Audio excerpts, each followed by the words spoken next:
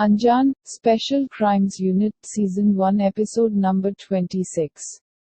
In this episode, an aristocrat kills graveyard workers when they deny her wish to be buried beside her husband. Vikrant and Aditi must uncover her true intentions.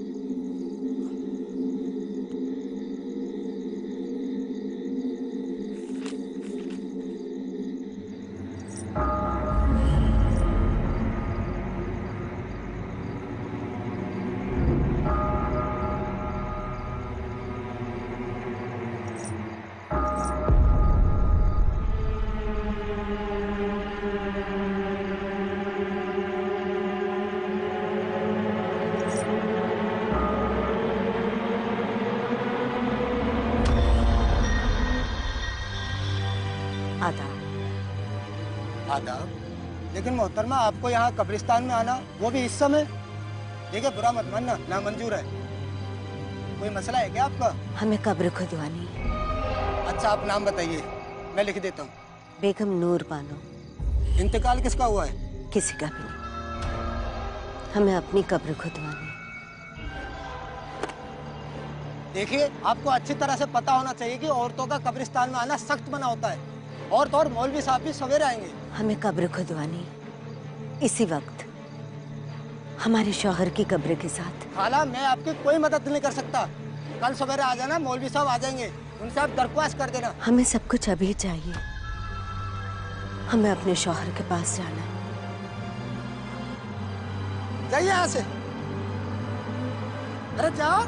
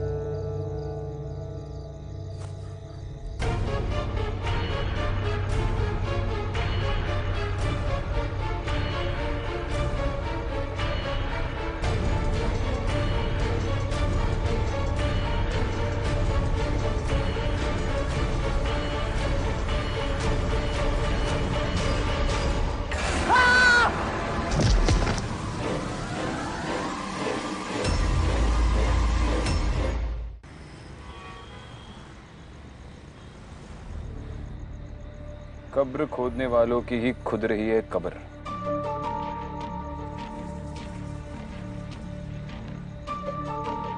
कब्रिस्तान में कब्र खोदने वाले को कोई क्यों मारेगा, वो भी इतनी बेरहमी से। तुमने गौर किया?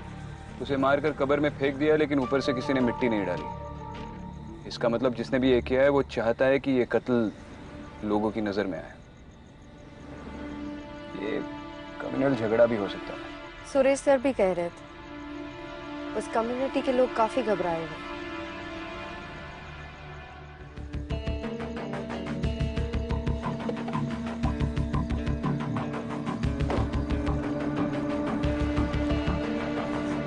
सर, मैं इकबाल खान। लोकेशन कहाँ है? सर आइए। मैडम आप यहीं रुकिए। जानती हूँ औरतों को कब्रिस्तान जाना मना है, लेकिन उसकी चिंता आप मत कीजिए। चलिए।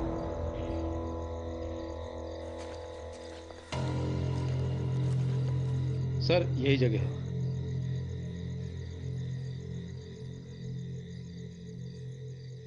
महरूम नवाब आजम अली, विक्टिम का नाम? आकिब गुलाम साहब। कोई आई विटनेस? जी नहीं मैडम। आपने विक्टिम की फैमिली को इन्फॉर्म किया? जी हाँ मैडम, पर कुछ खास पता नहीं चला। एक काम करो, इस कब्रिस्तान का रजिस्टर होगा ना, वो रजिस्टर और यहाँ के सारे रिकॉर्ड्स पुलिस स्टेशन पे भिजवा दो। जी सर। और विक्टिम की इमीडिएट फैमिली को भी बुलाओ, मुझे उनसे बात करनी है। जी मैडम।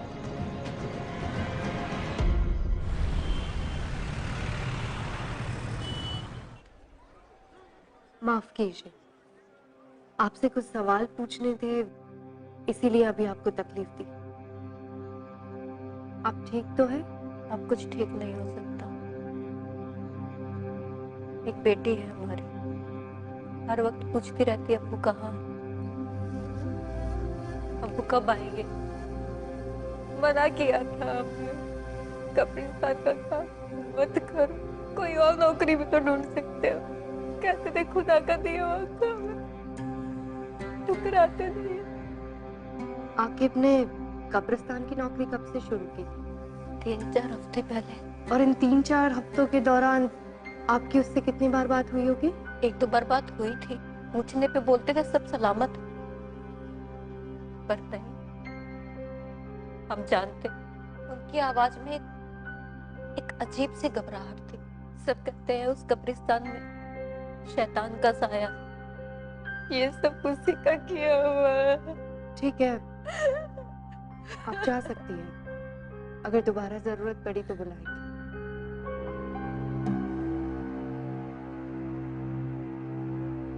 क्या हुआ विक्रम, कुछ मिला? बेगम नूर बानो, आकिब के रजिस्टर में आखिरी एंट्री। समझ में नहीं आ रहा है इन्वेस्टिगेटिंग टीम ने इतना बड़ा लीड इग्नोर कैसे कर दिया। सिर्फ नाम लिखा है, बाकी के सारे कॉलम्स ब्लैंक हैं। पर ये बेगम नूर बानो है कौन? उसके घर का पता चल गया है।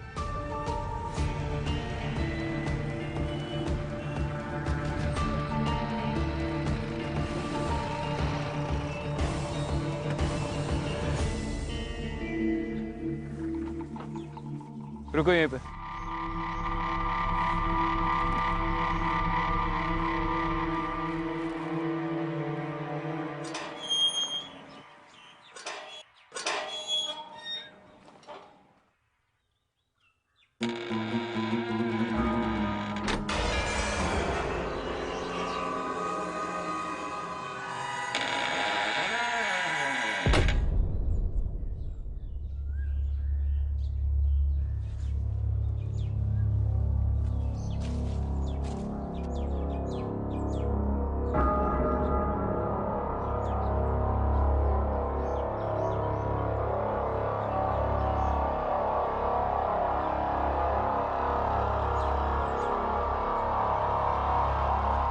आप कौन? हमारी छोड़िए, आप बताइए कि आप कौन? पुलिस। एक इन्वेस्टिगेशन के सिलसिले में यहाँ पर आए हैं। आप अंदर नहीं जा सकते। अच्छा, आप रोकेंगे पुलिस को? नाम क्या है तुम्हारा? नासिर। ये हवेली किसकी है? हमारे नवाब साहब की। वो है अंदर? नवाब साहब को गुजरे हुए जमाना हो गया है। हम नवाब साहब के खानदानी मुलाजिम हैं। नवाब साहब के गुजरने के बाद हम बेगम नूर की खिदमत में लगे हुए हैं। बेगम साहिबा ने खास हिदायत दे रखी है कि कोई उन्हें परेशान ना करे, और वो खुद भी बाहर नहीं निकलती है। आपके नवाब साहब का नाम क्या था? मरहूम नवाब आजिम अली। और आपकी बेगम नूर बाहर नहीं निकलती, मतलब कब से वो हवेली के अंदर ही रहती है? ये आज की बात नहीं है। नवाब साहब के गुजरने के बाद बेगम साहिबा ने अपने आप को हवेली में बंद कर लिया। पिछले 3 महीनों से उनको किसी ने नहीं देखा है। मैं हर रोज दोनों वक्त का खाना दरवाजे पर रख देता हूँ।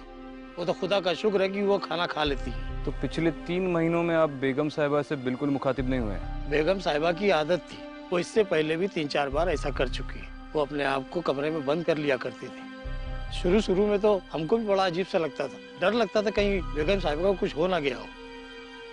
और हमें उनसे मिलना हो तो? मैंने कहा ना साहब, उनसे कोई नहीं मिल सकता। यही बेगम साहिबा का फरमान है।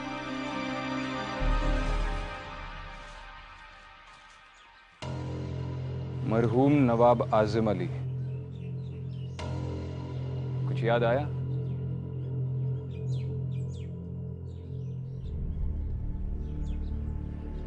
इस इमारत के हश्र को देखकर समझ में आता है इसकी नींव कितनी मजबूत होगी।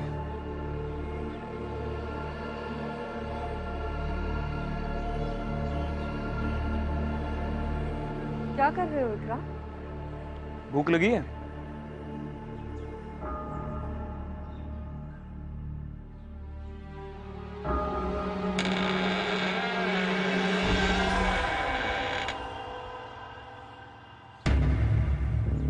चलो।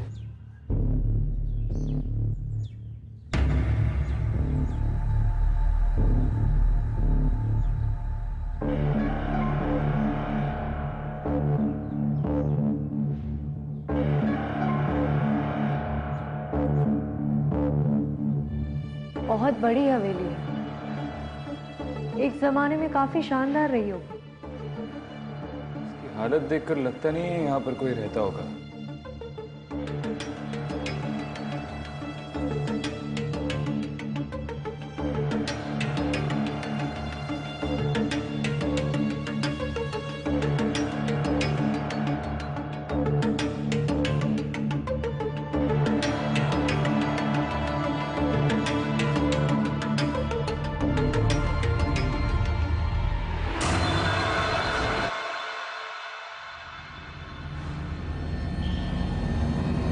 विक्रांत विक्रांत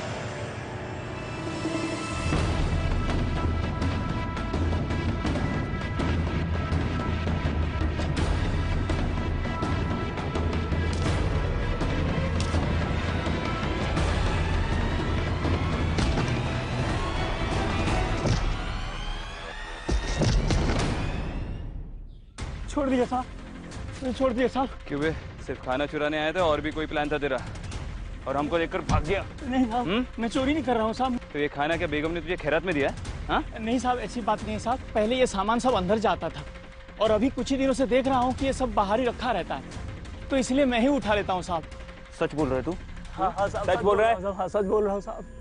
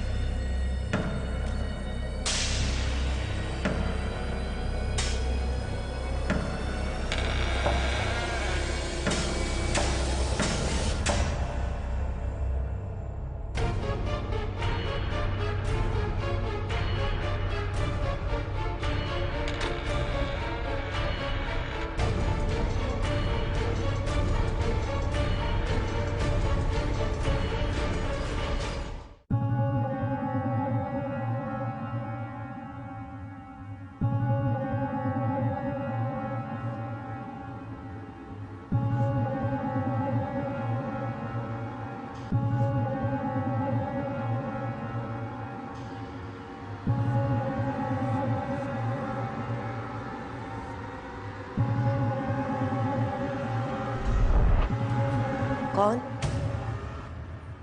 कौन है वहां?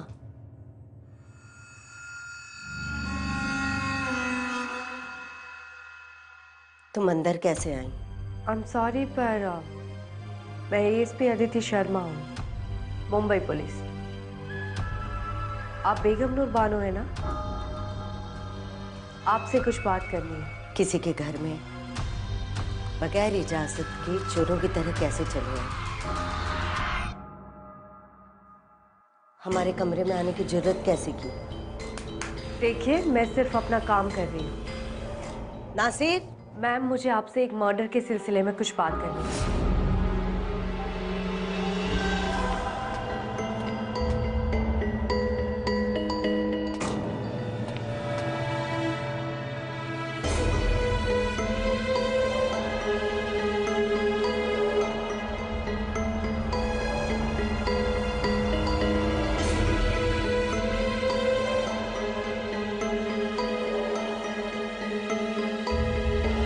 हमें अपने शौहर के पास जाना। शौहर? नहीं, मैं तो आपसे ये पूछने आई थी कि उस कब्रिस्तान में अदिति,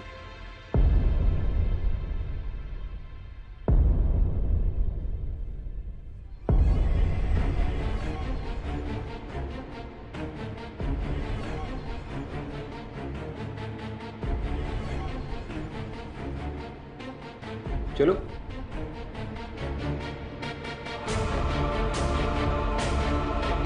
हाँ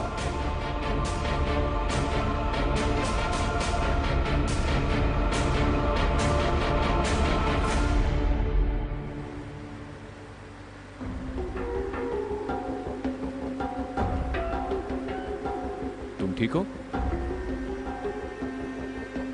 हाँ।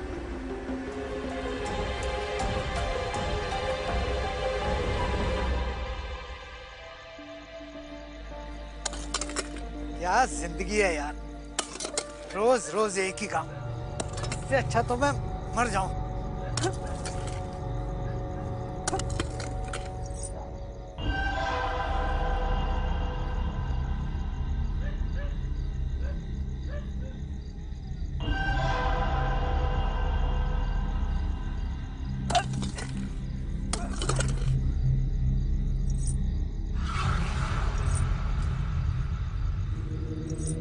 कौन है? कौन है वो? कौन है?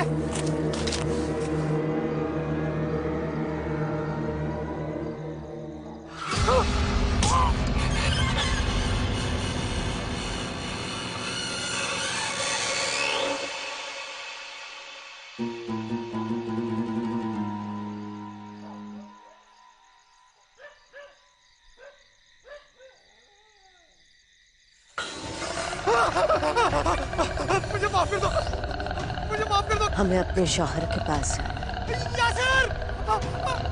बचाओ! हमें अपने शौहर के पास जाना है। यासिर! यासिर बचाओ! यासिर बचाओ! यासिर!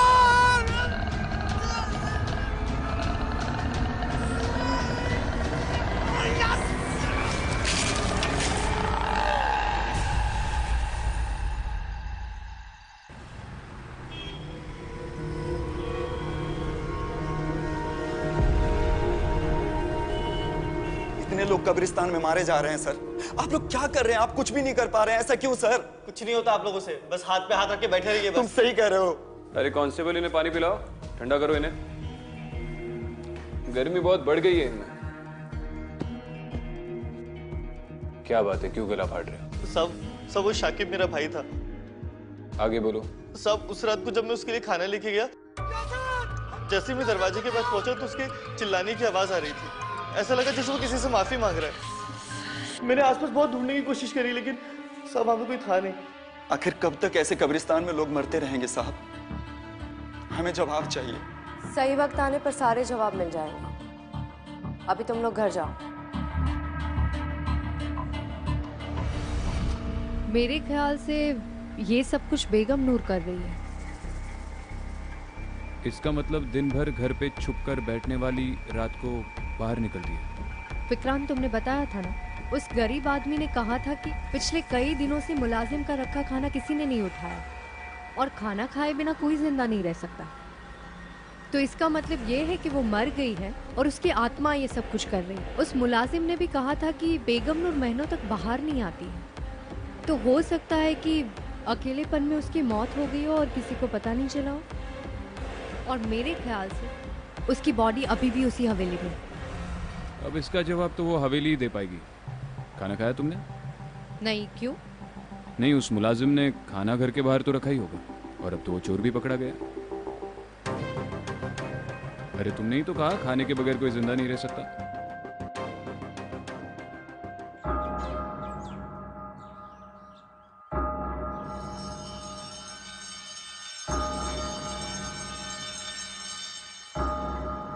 आइडियली इंसान की लाश 4 दिन के बाद सड़ना शुरू हो जाती है, लेकिन ताज्जुब की बात यह है कि इस हवेली में बदबू बिल्कुल नहीं आ रही। अगर उसकी लाश पिछले 3 महीनों से यहाँ पर पड़ी हुई है तो बदबू जरूर आती है। कोना कोना छान मारो and Aditi look for a stench.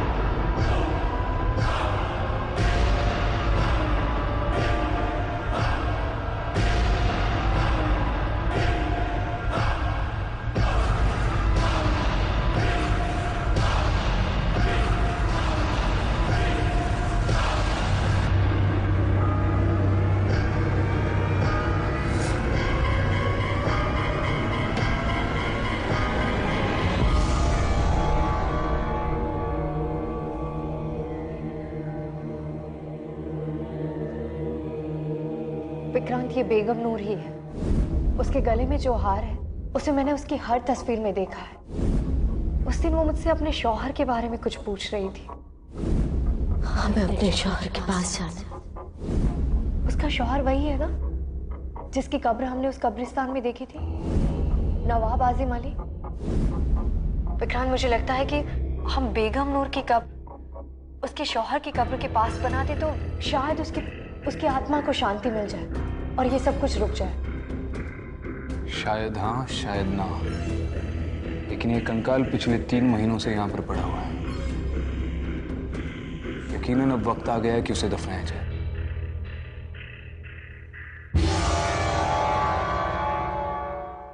चलो, खुदा का लाख लाख शुक्र है कि अब अपने सर से मुसीबत हमेशा के लिए टल गई।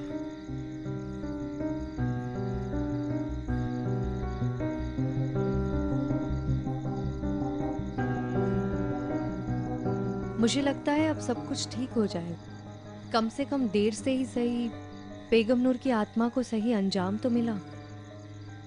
अब शायद वो किसी को तंग नहीं करेगी। तो तुम्हें वाकई लगता है कि ये सब करने से उस शैतान का साया इस मुकद्दस जगह से हट चुका है?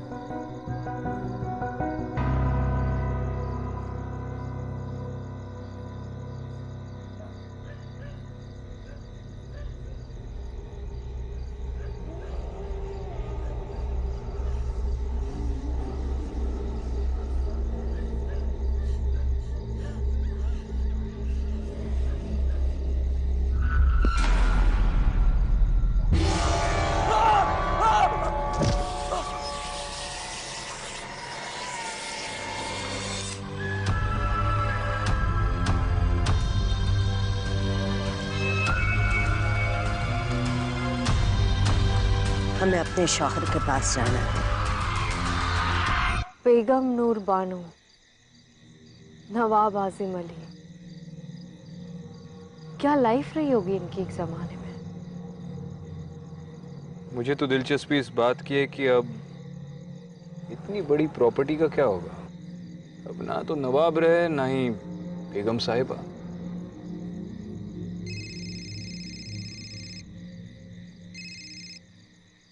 हाँ यासर, क्या? अच्छा ठीक है, बाद में बात करता हूँ। क्या हुआ? कब्रिस्तान के केयरटेकर पर फिर से किसी ने अटैक किया। मुझे पता था ये इस केस का अंत नहीं हो सकता। क्या मतलब है? तुम्हें ऐसा क्यों लग रहा है? केयरटेकर का कहना है कि जिस औरत ने उस पर अटैक किया वो भी बार बार वही कह रही थी। हमें अपने शौहर के पास जाना है।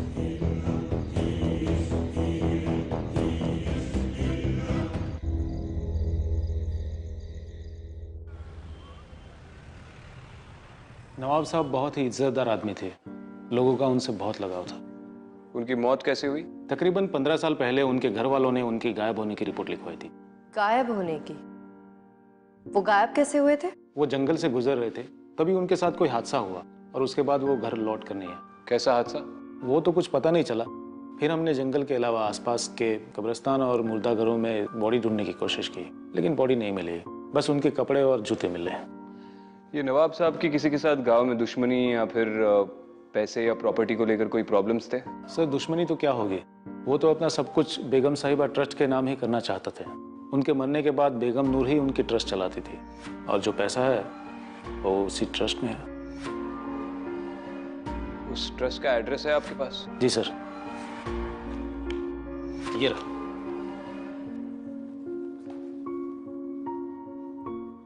ओल्ड भोपाल।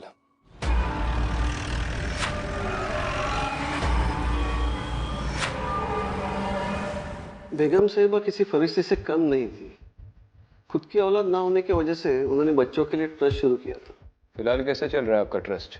जी, जो भी डोनेशंस आते थे वो बेगम साहिबा की तरफ से ही आते थे और उनको देख के उनके सर्कल के सारे लोगों ने भी ट्रस्ट में डोनेशन शुरू कर दिया था। बल्कि बेगम साहिबा ही उन्हें ट्रस्ट में पैसा देने के लिए मजबूर करती थी। अब पता नहीं उनकी मौत के बाद क्या होगा। जैसे बच्चों की सर से माँ का साया हट जाएगा, बिलाल जी, हम इस ट्रस्ट के अकाउंट डिटेल्स देख सकते हैं? जी हाँ बिल्कुल, मैं अभी आपको दिखा देता हूँ।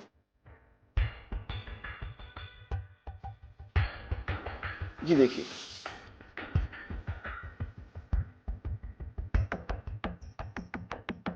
ट्रांजैक्शंस तो बहुत कम है,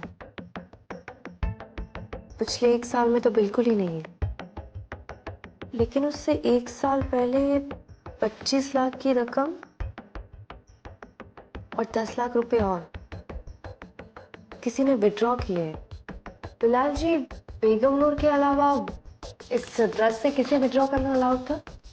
जी वैसे तो ट्रस्ट गरीबों की भलाई के लिए बनाई जाती है, लेकिन नवाब साहब और बेगम साहिबा के जितने भी रिश्तेदार हैं वो ट्रस्ट से पैसा निकाल लेते हैं।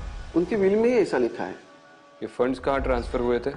जी फिलहाल तो मेरे पास सिर्फ अकाउंट नंबर है, मैं उसके सारे डिटेल्स निकालता हूँ और आपको फोन कर देता हूँ। चलो ठीक है, बाद में बात करता हूँ।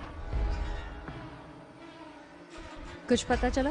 ये बेगम नूर के ट्रस्ट के अकाउंट से जो पैसे निकल रहे हैं वो इंदौर ट्रांसफर हो रहे हैं, किसी अमीना नाम की औरत के अकाउंट में। हो सकता है कि अमीना नवाब साहब या बेगम नूर की कोई रिश्तेदार हो सकता है, लेकिन ये कंफर्म करने के लिए इंदौर जाना होगा।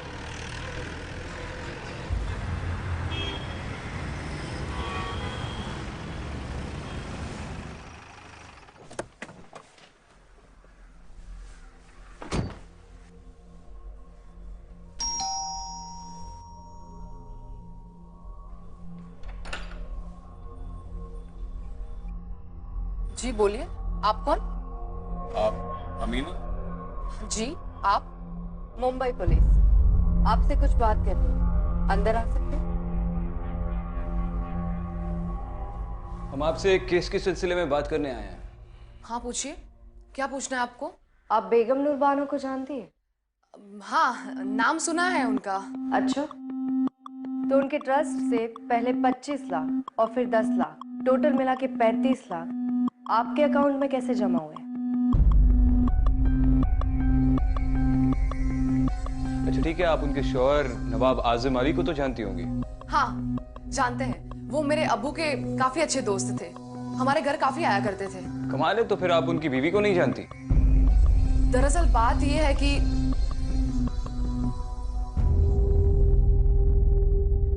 अमीना जी, इन तस्वीरों में आपके शौहर नहीं दिखाई दे रहे। आप यहाँ अपने बच्चों के साथ अकेले रहती हैं? जी वो बाहर गए हैं, मेरा मतलब है कि वो देश के बाहर काम करते हैं। बड़ा लंबा सफर तय करके आए हैं हम। जी? एक गिलास पानी मिलेगा?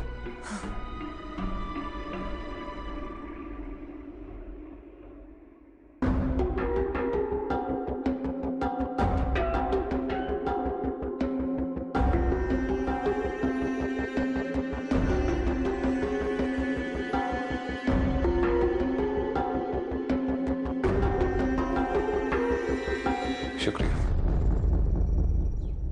आपके शौहर का नाम क्या बताया आपने? जी आजिम शेख। उनकी कोई तस्वीर देख सकती हूँ मैं? आपके मोबाइल में तो होगी। हाँ।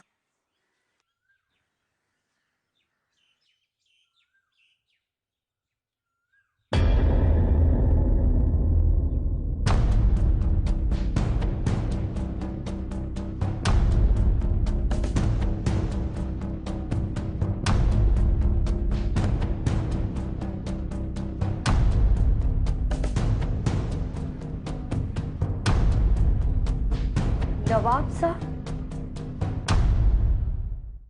लेकिन आप लोग कौन हैं? अरे नवाब साहब आइए, बैठिए बैठिए, आप ही का घर है, आइए आइए।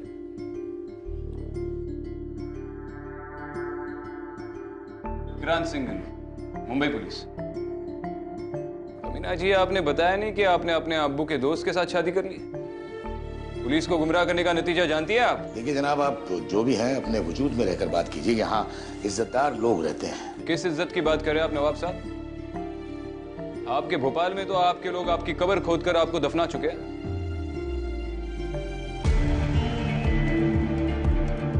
नवाब साहब, आपकी पहली बीवी बेगम नूर बानो आपको 15 साल से ढूंढ रही है और आप यहाँ पर? शर्म नहीं आती आपको? जरा सी भी इंसानियत नहीं है? मोहतरमा, दायरे में रहकर बात कीजिए। हम अगर अपनी पुश्तैनी हवेली छोड़कर यहाँ रह रहे हैं तो उसके पीछे कोई वजह है। वो बांझ थी, आप उन्हें सच क्यों नहीं बता देते? बेगम आप चुप रहिए। माना कि नूर हमारी बेगम थी, लेकिन वो हमें कभी औलाद ना दे सकी। हम हमेशा उनकी औलाद से महरूम रहे। शायद इसी गम में वो पगला गई। हमने सोचा धीरे धीरे सब ठीक हो जाएगा, लेकिन नहीं हो सका। जब पानी हद से गुजर गया, जब बात हद से बढ़ गई, तब हमने यह रास्ता अख्तियार किया। माना कि वो हमें कभी तकलीफ नहीं देती, ना हम उन्हें कभी तलाक देते, ना वो हमसे कभी तलाक मांगती।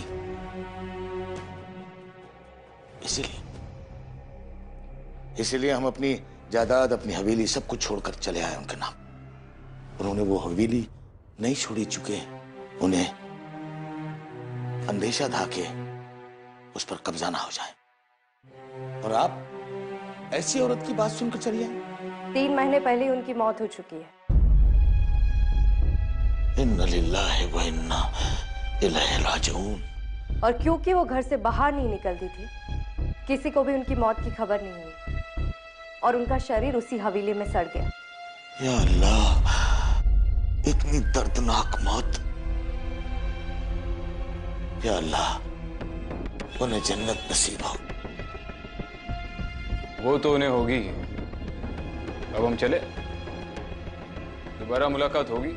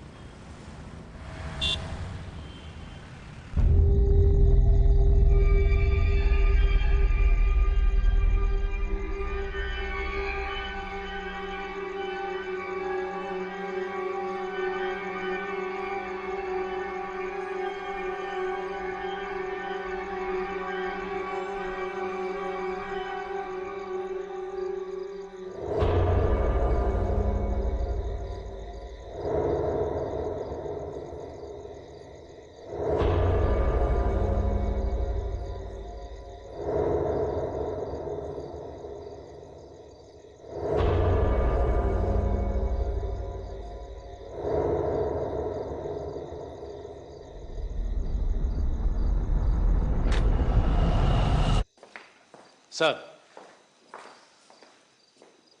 अभी अभी खबर आई है नवाब साहब भोपाल लौट आए हैं।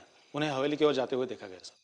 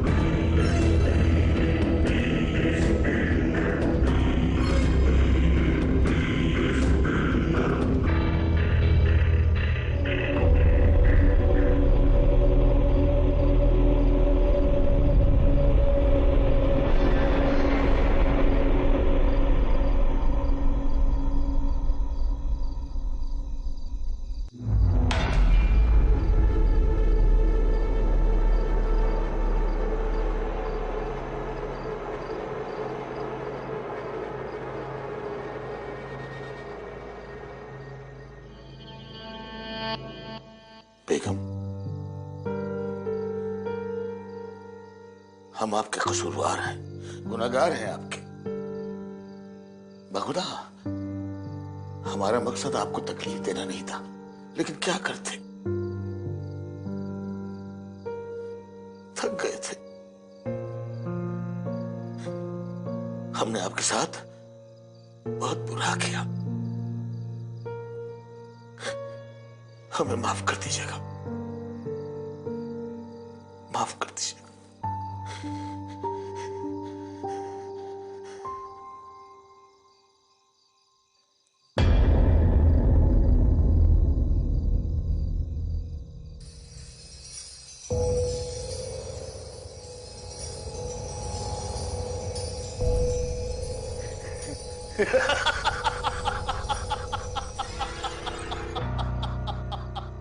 ये हवेली, ये घर, यहाँ की एक एक चीज मेरी है, मेरी मेरी। अजीब बेवकूफ औरत थी तुम, खुद को 15 साल इस हवेली में बंद रखा। अच्छा हुआ कि हमने तुम्हें छोड़ दिया, वरना तुम तो हमें भी अपने साथ पागल कर देती। बेगम नूर, अरे अगर मरना ही था तो 15 साल क्यों हमें हमारे ही घर से दूर रखा?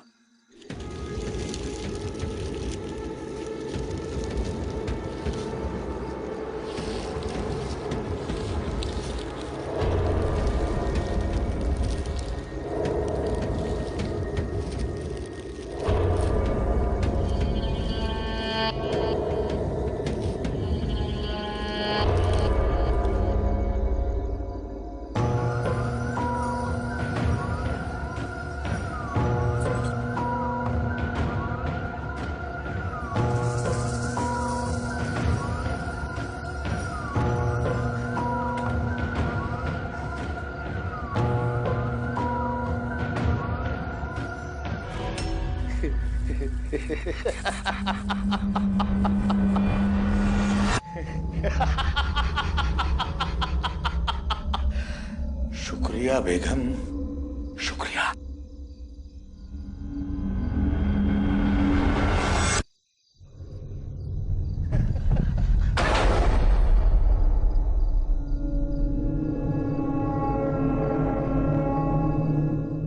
दरवाजा खोलो, दरवाजा खोलो।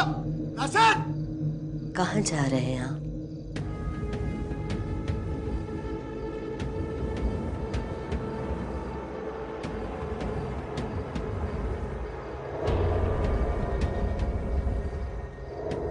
नवाब साहब। बेगम, आप हयात हैं?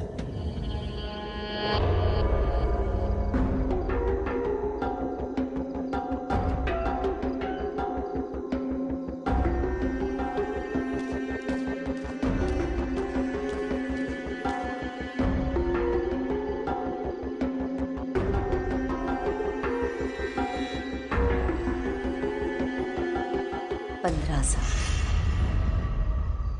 15 साल इंतजार किया आपका, अब कह नहीं जाएंगे आप। लेकिन पुलिस वाले तो बोल रहे थे कि आप मर चुकी हैं। मौत की खबर तो आपकी भी सुनी थी। ये नहीं हो सकता, ये सब आपकी नौटंकी है। मैं सब पुलिस को खबर कर दूंगा अभी अभी।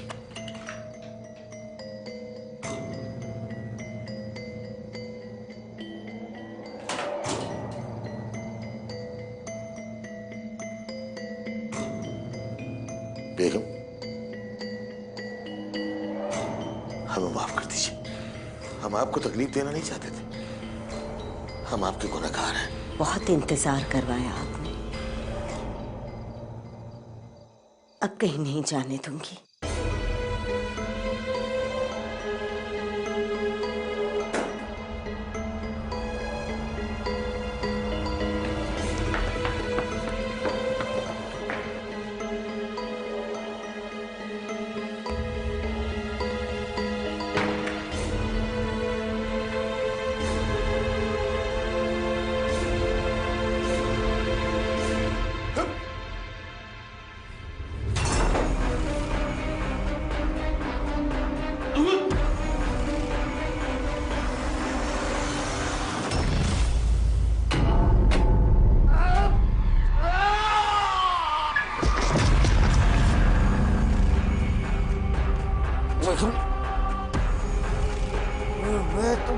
पहरेदार, ये सब कुछ मैंने ऐसे के लिए किया।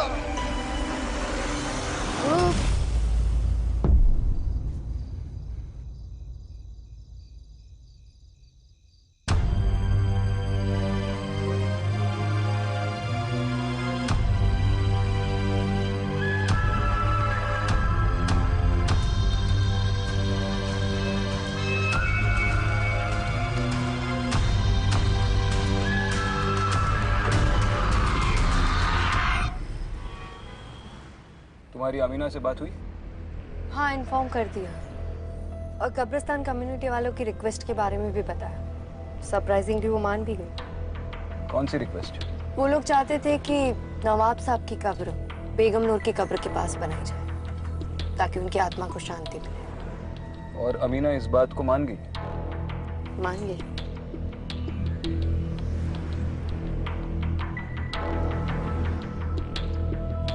क्या सोच रही हो? यही कि नवाब साहब का सच जानने के बाद मुझे नहीं लगता है कि बेगम नूर उनकी कब्र के पास रहना चाहती है। तुम्हारा ये बेगम नूर के साथ का रिश्ता मुझे ठीक नहीं लग रहा है। क्या मतलब है? तुम इंसानों के साथ रिश्ता क्यों नहीं रखती?